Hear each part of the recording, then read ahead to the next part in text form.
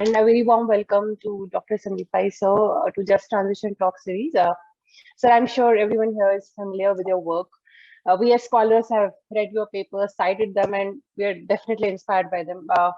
But for those who are maybe new to the movement of just transition in India, it's my absolute honor to introduce you on Just Transition Talk series platform.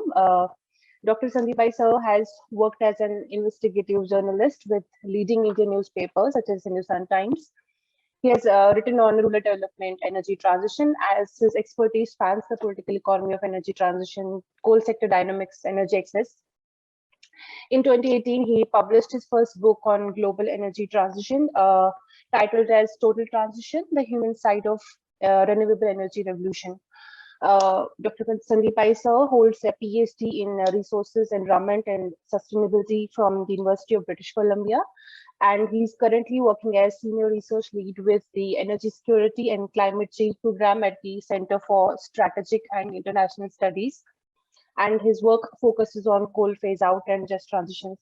Thank you, sir, for once again for fitting this event in your busy schedule. Over to you, sir, for the rest of the seminar. Thank you. First of all, thank you so much for inviting me. It's an absolute honor to be here. I'm also very inspired by your lab and your work that you do, and especially the kind of work you have started doing is really, I think, it's hitting the nail where it needs to be hit on the topic of just transition.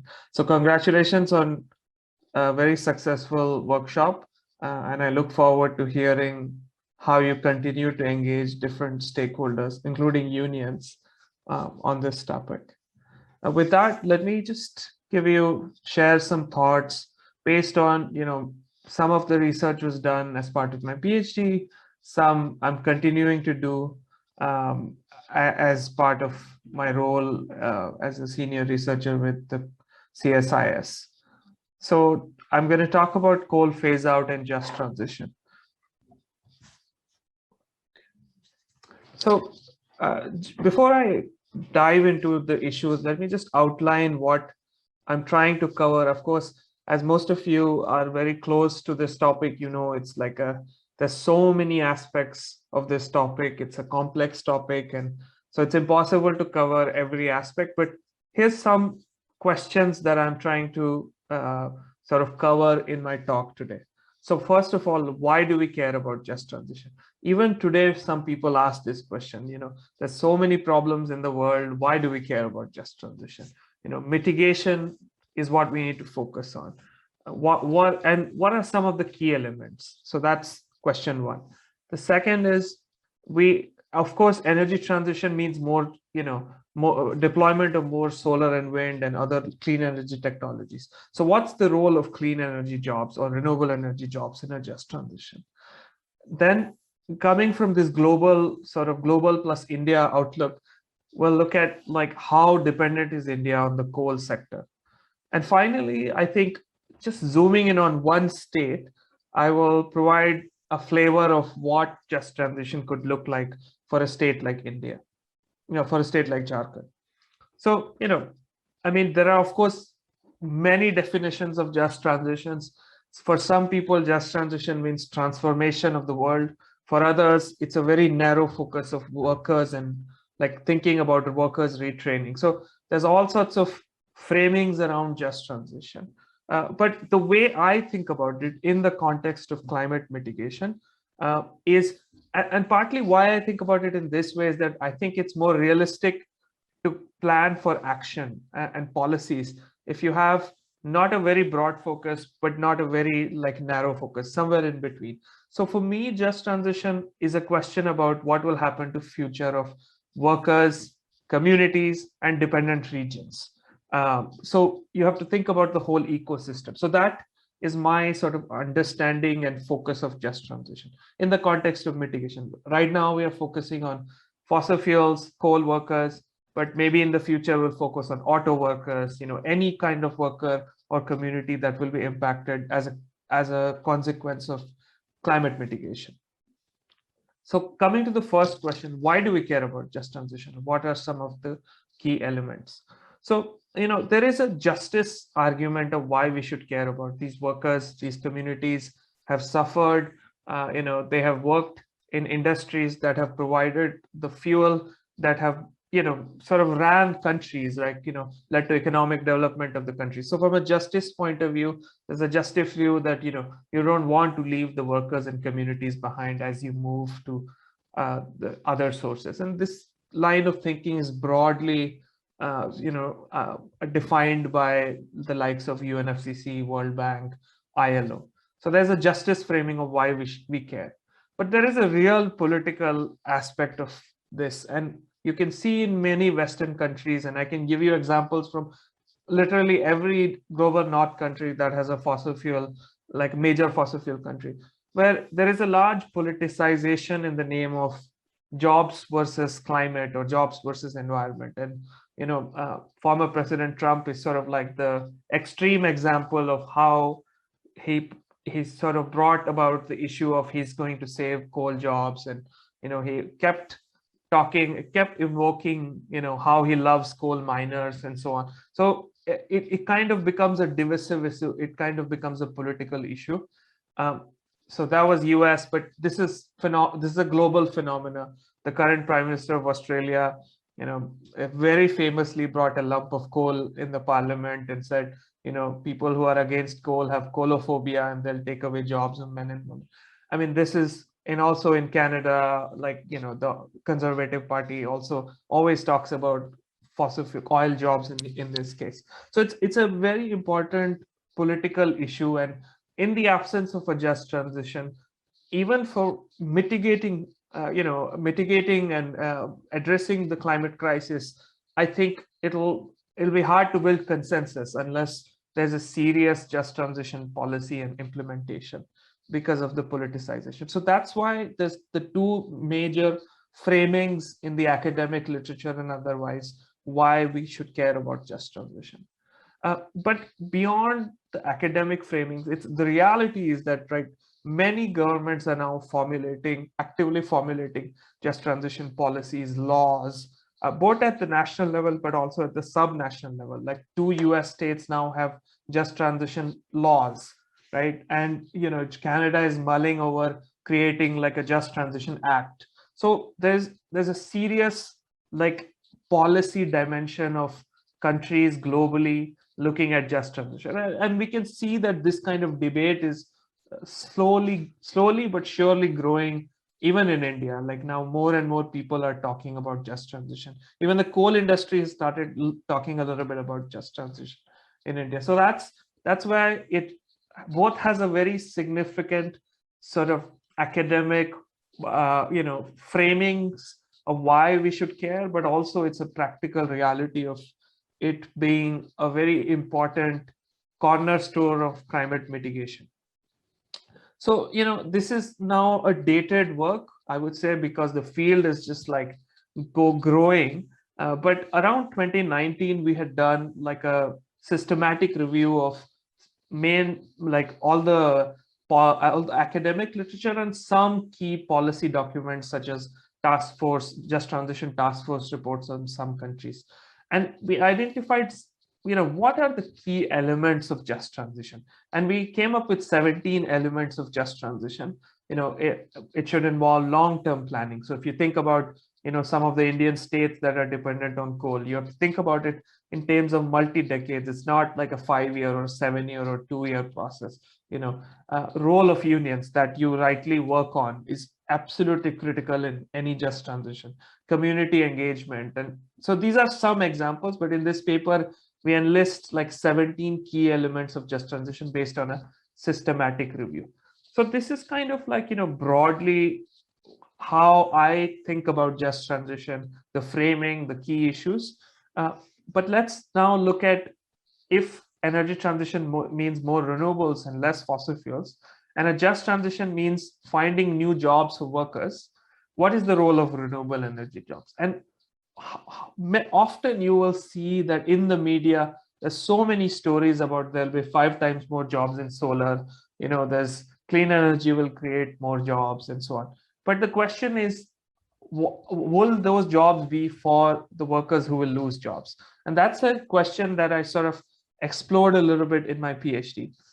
So the first study to that end was conducted where we looked at, collected some employment factors data. So that is jobs per million ton of coal production globally, and then applied that data set to a integrated assessment model, collaborated with some colleagues in Europe, and then we projected job numbers under climate scenarios from now until 2050. And one of the things about this paper was that, we collected this data set globally. Before this study, there were a lot of papers that would take OECD data from a very select countries, a few data sets from Germany, a few from US, and then apply that data set for the entire world. So that could not capture the very different labor conditions in various countries. So, I collected this data, along with my supervisor during my PhD, using various sources, annual reports, written communications, official statistics, and all of that. So very briefly, what we found is that currently there are 17 million direct jobs. One big caveat, this analysis only covers direct jobs, but we know that there is so many indirect, induced, and in India's case, informal jobs as well. So just looking at direct jobs, in 2020, there were 17 million energy jobs. But out of that, almost 12 million were in fossil fuel industries. And most of these that I'm not showing here, but most of these jobs were in the mining sector. So it's mining where, we have to really focus on just transition. So in the future scenario where countries meet their NDCs, nationally determined contributions, these job numbers will increase from 17 million to 21 million. But if the world meets well below 2C scenarios, so meet the Paris goals or the Glasgow Pact, the job numbers will increase to 26 million. Okay, and so, but one thing here, what happens is overall globally there will be net increase in jobs, right? But it doesn't play out the same way in every country. So yeah, some countries will gain quite a bit of jobs, like US, Middle East, and North Africa. India is in the middle, it'll gain some jobs, but there are countries like China, Mexico, and fossil fuel exporters like Australia and Canada, which may see a net loss in jobs as a result of climate action. So, it may have regional differences in terms of job losses and gains. So what this study tells us is that, yes, overall, climate action is good from a jobs point of view. We may create more jobs, although it's not true for every country. However, people may not care about like national job creation of 1 million. What people may care about is, can you actually create some of these jobs, these national jobs, locally in places which will see decline in jobs? So the question is, so just focusing on solar and wind, I looked at whether you can actually create solar and wind jobs locally in these 4 countries, China, India, US, Australia, which is 75% of global coal production. So the question then becomes from national to local. So what I did is I did a GIS analysis. I took each coal mine and created like a buffer area of 50 kilometers. So each circle that you see is like a buffer area of 50-kilometer radius. And then I looked at solar resources. Are there adequate solar resources? I also used employment factors data to understand how much capacity will be required in each of those rounds that you see to absorb the current workforce. And I used a bunch of different data sets to understand that. And I did this for Australia, US, as I said, and China and India. So what do we find? Right? Solar overall has more promise. So solar has the potential, like solar, you can create a lot of solar, but it's not true everywhere. So if you look at the column 2, you can see that column 3 for that matter, you can see that China, which is half of the world's coal production, only 29% coal mines have good solar resources for companies to come and invest and set up solar plants. US is better, 62%. India and Australia, of course, are sunny countries, so you actually have from a resource potential point of view, it's not that bad. However, wind, if you look at the last column, you see across country, coal mining areas are absolutely have no overlap with good solar resources. So India is very poor. The geography of where the wind resources are in India or the geography in US or China is completely different. So that is an interesting finding that shows that renewable energy jobs may not be always the answer to a just transition question. The other thing is that you really need large capacity. So for China, if you want to absorb all the workers, direct workers, uh, working in a particular mine, you have to create something like 5.73 gigawatts of solar around each mine. So it's a humongous task. And in India's case, about 2 gigawatts per mine you will have to install in order to absorb the current direct workforce. So what it tells us is that while renewable energy jobs may be an option, it may not be an option for every kind of fossil fuel workers. Although, this is an obvious conclusion, but I think there's a lot of debate in the media about, how many jobs will be created, and it is very easy to absorb these jobs. Fossil fuel job workers can retrain themselves and so on. So these studies sort of bring some clarification to that.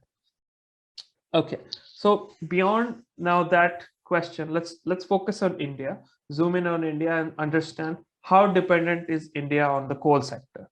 So I'm not talking about the energy dependence, which we all know that primary 55% of primary energy and 70% roughly of the electricity comes from coal. But beyond that, and beyond also the fact that coal has major externalities, it creates havoc in areas where it operates. There's health impacts, workers are dying, etc., etc. But nonetheless, there is some coal dependency. It's an old sort of sector. It's been operational for a long time. Many people are now generational coal miners and so on.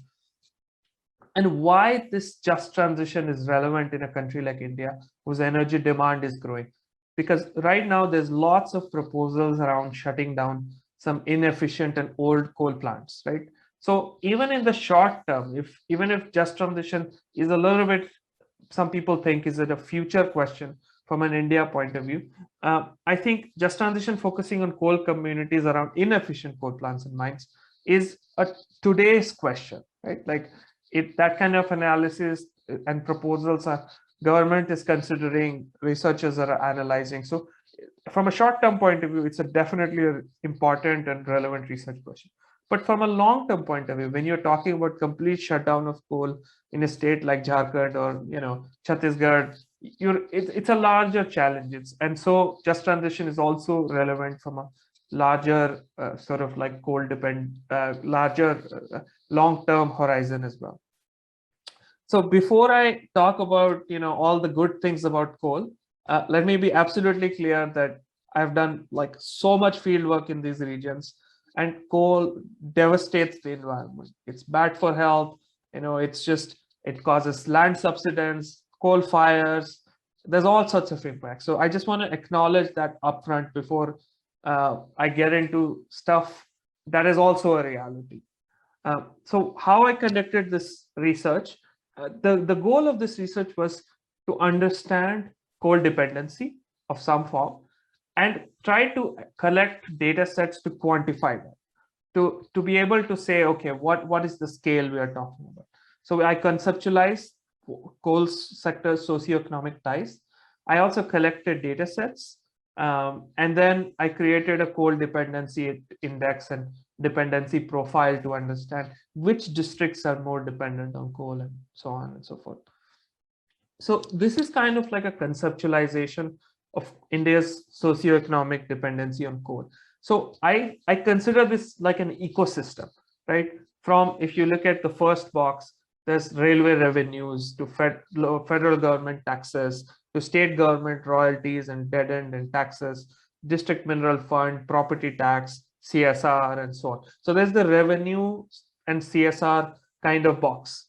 Then there's jobs. There's obviously the formal jobs in the coal industry, people who work with Coal India and TPC. Then there's indirect jobs from transporters to, everybody else. And then induced jobs of people who run from chai shops to everybody else kind of dependent. And then large body of like informal works, especially in the old coal mining areas of Jharkhand and West Bengal.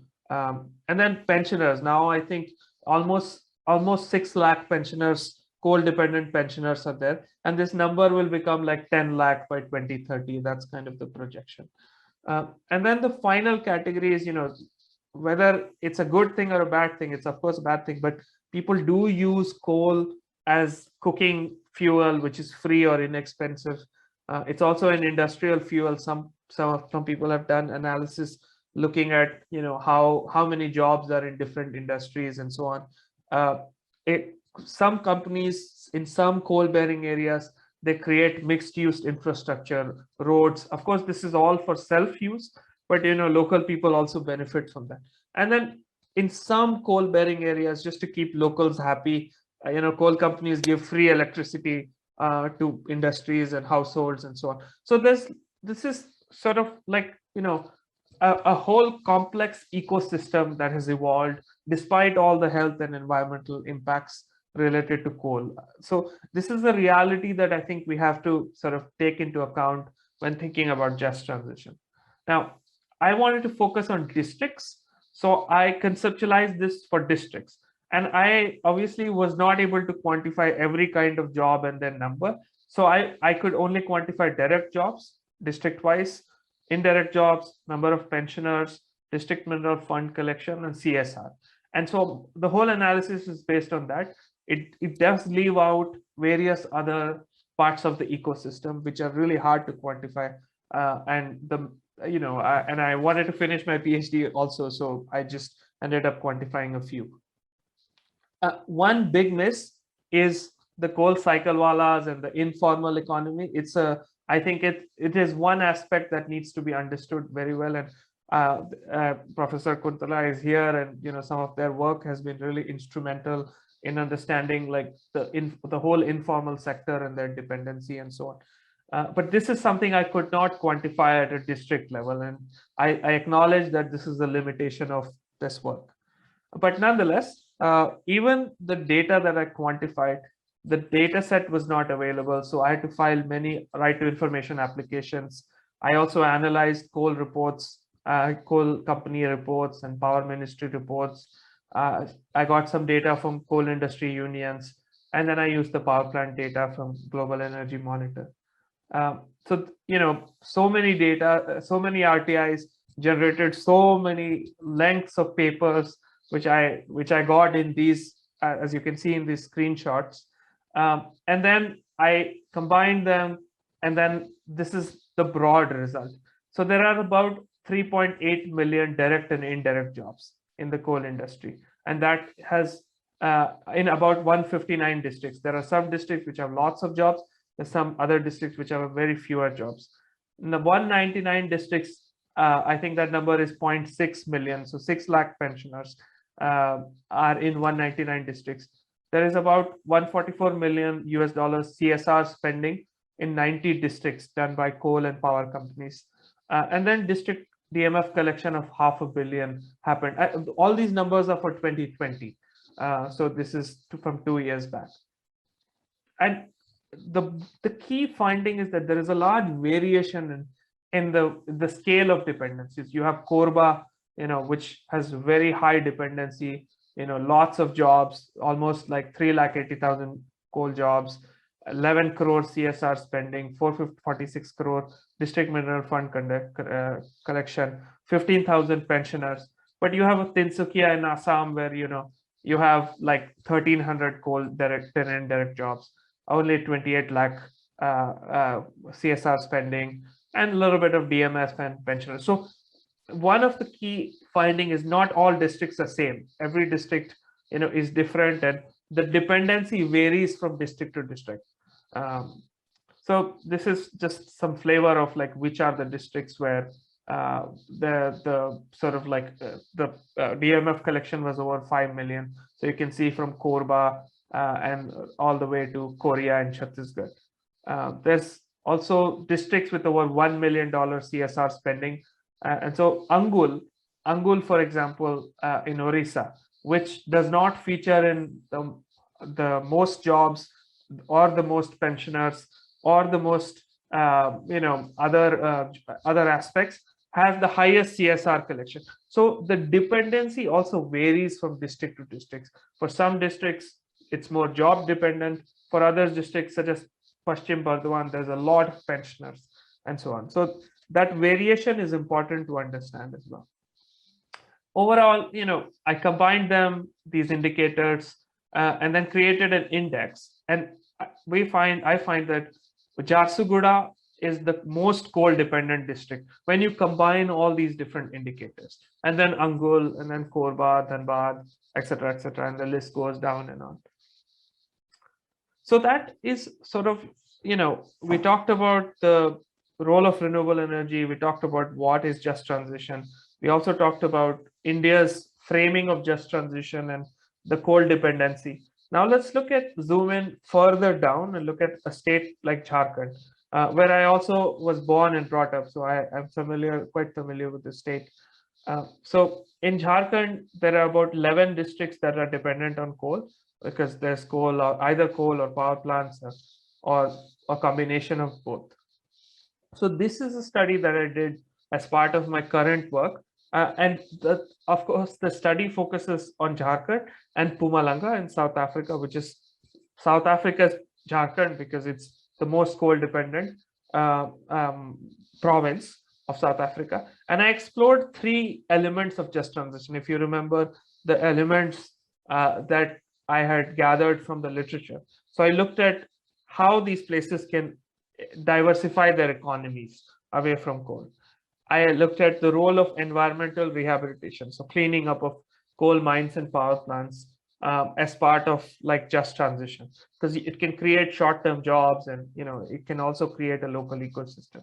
And then it's most importantly, which I know you also do a little bit of this work, is understanding who are the key stakeholders and who among these stakeholders are really underrepresented in any kind of just transition sort of discourse.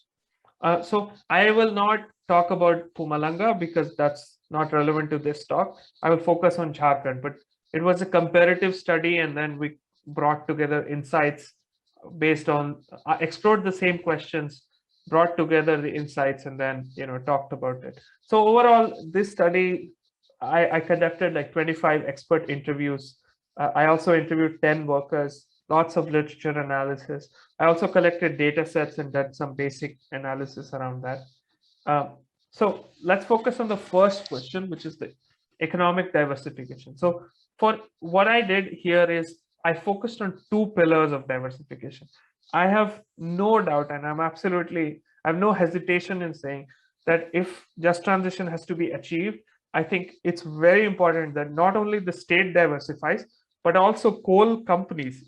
And in this case, there are most of them are state-owned companies, like Coal India. I think if they can also diversify locally and in a just way, they can also be part of the just transition process. So I explored this question looking at whether the state can diversify, and what are these coal companies doing, especially focusing on Coal India, if they have any diversification plans.